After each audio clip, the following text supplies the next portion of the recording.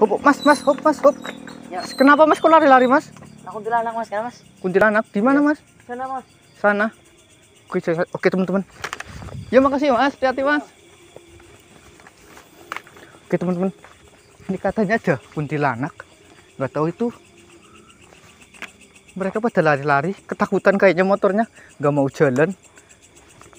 Katanya sih sebelah sini.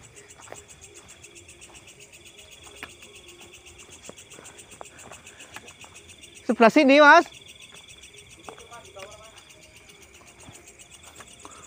Oke teman-teman, kita coba cari ya. Katanya tadi ada anak muda tadi lihat kuntilanak, tapi dia kayaknya sih ketakutan. Itu di tower lainnya. Nggak tahu kenapa dia tengah malam begini berada di sini. Saya juga kurang tahu. Apa benar ada kuntilanak? Belum ada sih. Oh ini di tengah-tengah persawahan ya. Ini di tengah-tengah persawahan. Astagfirullahaladzim. Ternyata benar ini ada kuntilanak. Kuntilanak bukan sih.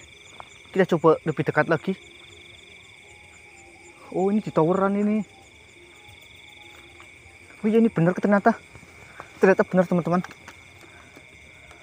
Ternyata benar ini ada kuntilanak. Saya akan coba lebih dekat lagi biar lebih jelas. Bisa teman-teman lihat. Nah, astagfirullahaladzim. Ternyata benar tadi ada kuntilanak ya. Soalnya tadi saya pas keluar, lagi jalan-jalan keluar, ketemu tadi ada anak muda lari-lari berdua, kayaknya sih umur sekitar 15 tahunan atau anak SMP itu. Lari-lari juga motornya didorong, kayaknya sih dikerjain sama dia. Katanya dia itu lihat kuntilanak teman-teman, seperti itu. Ternyata emang benar, saya samperin di sini. Ternyata ada katanya sih di atas tower tadi, biasanya sih di atas, tapi setelah sini ternyata kuntilanaknya di bawah. Oke teman-teman, saya akan coba untuk berinteraksi ya teman-teman. Saya akan coba untuk berinteraksi sama sosok kuntilanak yang ada di sini. Kenapa dia itu bisa berada di sini seperti itu, dan jadi anak-anak yang tadi itu dijahilin kayaknya sama dia. Motornya juga mogok, nggak mau jalan, tadi didorong. Oke lah, langsung saja ya teman-teman. Saya akan coba untuk berinteraksi.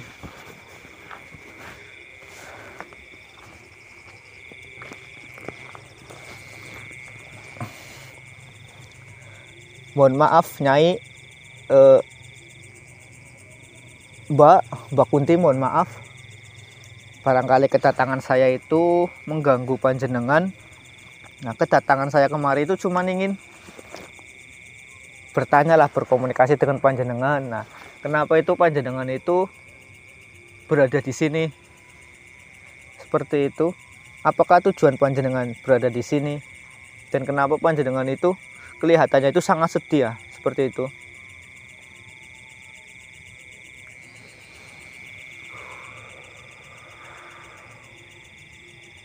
Oke teman-teman, ternyata seperti ini.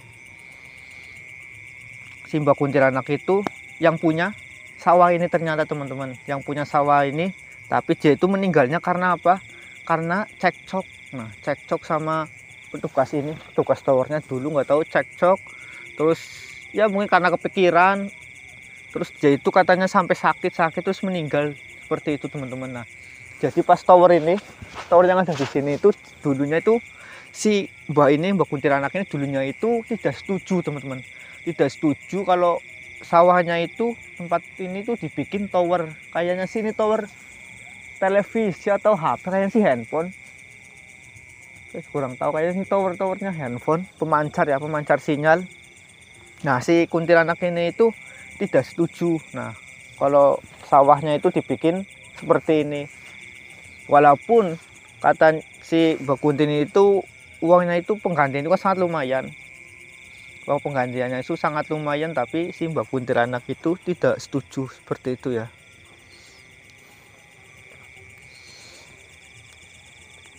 Mbak Kuntilanak kenapa sampai saat ini masih menangis seperti ini? Ya teman-teman, ternyata kuntilanak ini tuh sampai sekarang, sampai meninggal pun dia tidak ridho ya kalau tempatnya jadikan seperti ini. Makanya dia itu jadi menangis seperti ini. Dia itu menangis teman-teman, sedih banget dia menangis. Menangisnya itu sangat liris sekali.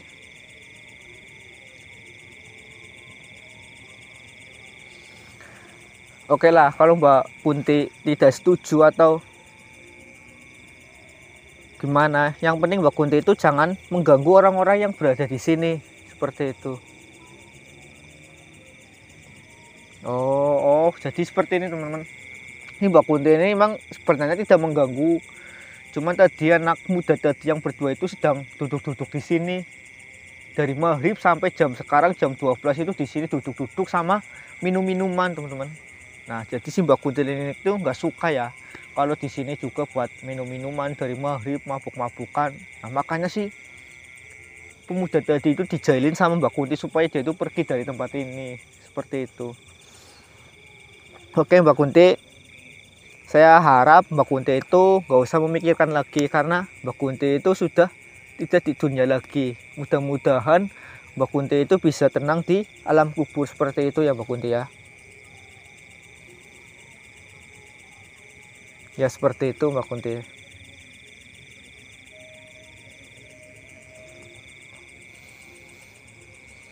Oke, sekarang Mbak Kunti, mudah-mudahan Mbak Kunti bisa tenang ya, nggak usah bersedih lagi. Karena apa, dunia itu hanya titipan Mbak Kunti. Nah seperti itu. Dan ini buat pengingat kita semua ya teman-teman. Sebanyak apapun kita punya harta benda, jangan terlalu kita itu cinta ya. Kalau misalkan punya sesuatu barangnya itu hilang, kita jangan terlalu memikirkan. Karena apa, dunia itu tidak dibawa mati, seperti itu. Seperti Mbak Kunti ini ya. Ini bisa diambil pelajaran buat kita. Kalau kita misal punya harta benda atau punya tanah, punya emas atau punya uang yang berkecupukan yang banyak, lebih baik kita sedekahkan, kita amalkan, seperti itu.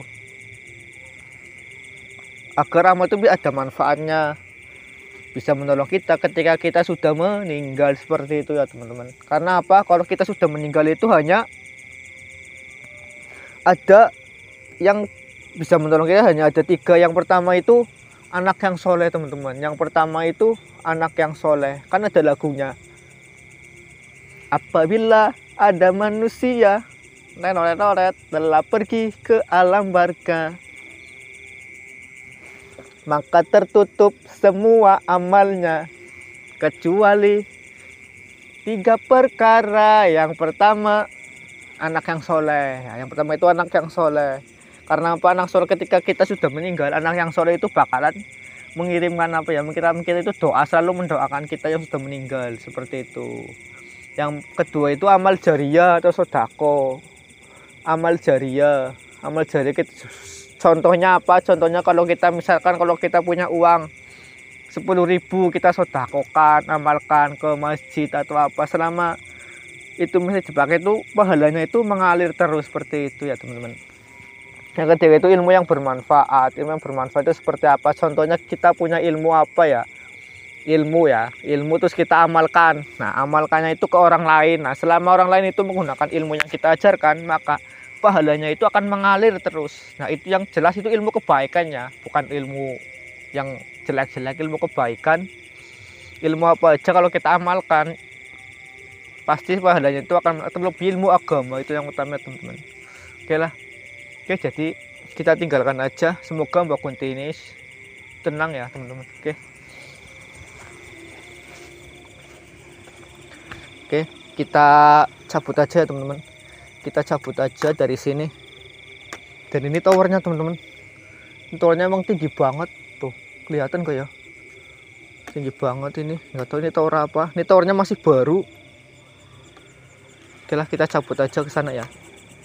Saya akhiri, assalamualaikum warahmatullahi wabarakatuh.